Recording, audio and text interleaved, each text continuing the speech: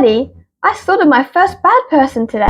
Hi guys, welcome back to the Quora Zone. Today we're reading from Have you ever been horrified by something your child said? Our next post is from Kelly Scott. Hey, does he smoke weed?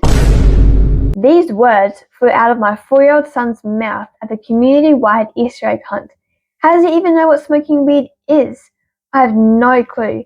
He is in pre-K and has a girlfriend. They are as serious as two 4-year-olds can be about each other. We met her parents that sunny day hunting Easter eggs. Afterwards, they had a free lunch for everyone of hot dogs and chips. We found us a spot under a shade tree. My son, his gal, her mum, and myself. I really like his gal's mum, and we made fast friends. Thank goodness, because what was to come you cannot prepare for. We were eating and chatting away, and the little girl's dad showed up to see them home. We helped gather up all of their things and said our goodbyes and nice to meet his Chaz. I was thinking to myself, that went really well, and how nice of a family they seemed to be. They were halfway up the road walking to their car when my son suddenly turns and yells very loudly, "Hey, does he smoke weed?" Time stood still. In slow motion, I look around. The only sound is my breath pushing in and out, my heartbeat pounding in my ears. My son looking out the road, waiting for an answer.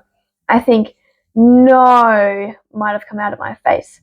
I'm not sure. They turned back looking very confused and kind of giggled and kept walking. Holy, did that just happen? Yes, it did.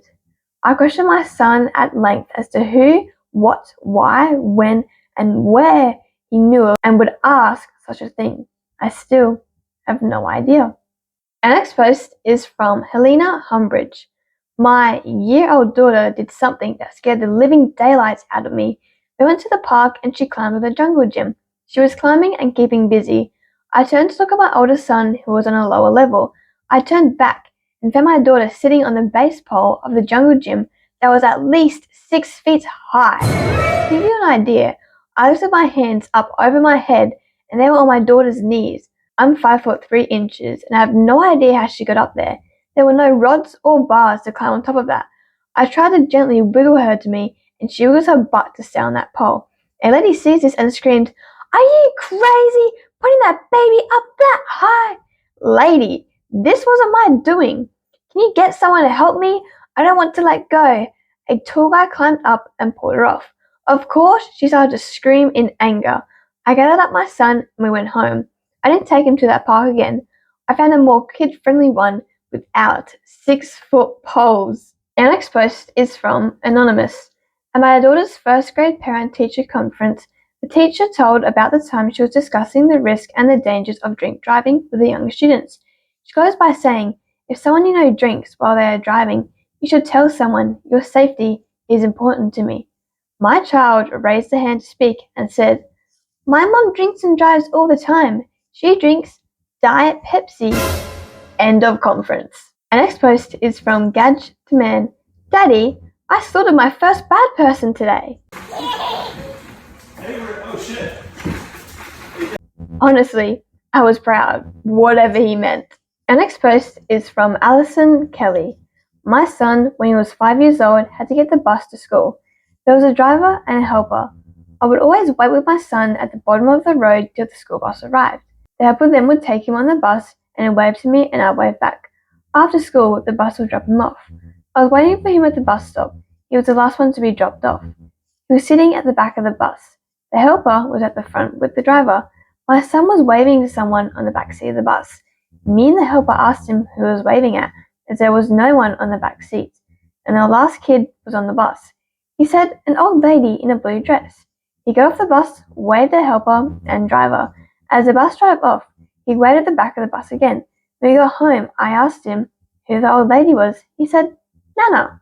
She sat with me on the back seat of the bus." When I asked him to describe the old lady, he described my husband's mum that had died 10 years ago, and I never met her, and my husband only had one photo of her. But our son had never seen it, as it was in a box in a loft, as it upsets my husband to look at it. He said our son has described my mum to a T. She was wearing her favorite dress. Our son said I asked the lady who she was, and she said Nana. He asked her to come home with him, but she said she can't as she is in heaven, and told him to look after his baby sister. I was 3 months pregnant at the time and didn't know what sex the baby was. We wanted it to be a surprise when the baby was born. My husband was as white as a sheet. He's a white male with very dark tan skin. When he heard this, I didn't believe in spirits, but no way could our son know what Nana looked like, or I was having a girl. He waved every day while he went to school and home to the back of the bus. So I had my baby. Our daughter was born. He always took care of his little sister like his Nana told him to. It was very freaky every day and gave him the chills. I do believe that kids can see spirits. This still gives me chills to this day. Our next post is from Nick Miox. Yes, once my child said, Mummy, what does the brain look like? I want to touch one. This being uttered by my sweet, adorable toddler right before bed. After asking her to elaborate, she followed up with, I want to see people's insides. My skin tried to crawl right off my body. The comments seemed to come out of nowhere. Then her final questions helped me make sense of it. Can I see humans' insides with an x-ray machine? What about brains? I want to fix animals, like Doc McStuffins does, but real ones, and I want to help people too. Can I do both? Very relieved that she might be a future doctor instead of a future serial killer. Our next post is from Fran Northhouse. My child is actually quite insightful for her age, but yes, she's done this many times. She did something this weekend that made me angry, embarrassed, and disappointed. We live in China, and we're traveling to another city for this past holiday weekend. It was the first time I had travelled through this particular train station, and the first time I'd bought tickets online. I had to figure out where to pick them up, and then where to go with them to catch our train on time. Travel is always stressful. When you don't speak the language and are illiterate in Mandarin, it is even more so.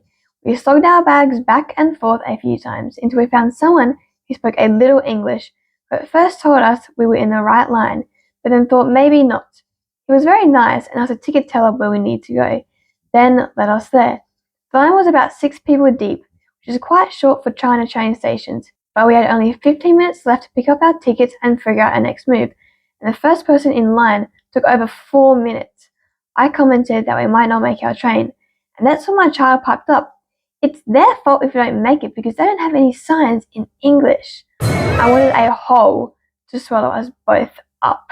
Our next post is from Karen Hayes. My younger sister would say things that made us think that she was reincarnated. She would say these things when she was 3 to 4 years old. She didn't start speaking until she was past 2 because she had 6 other siblings at her beck and call. She would question why we took the car somewhere.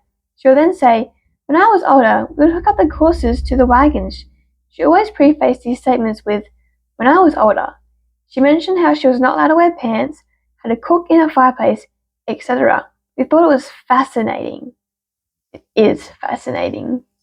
Alright guys, that is all from the Quora Zone today. Let me know what you guys' favourite story was in the comments below, and if you have your own similar story like this, you can put it in my email. And once again, if you guys want to keep supporting me, don't forget to like and subscribe and comment.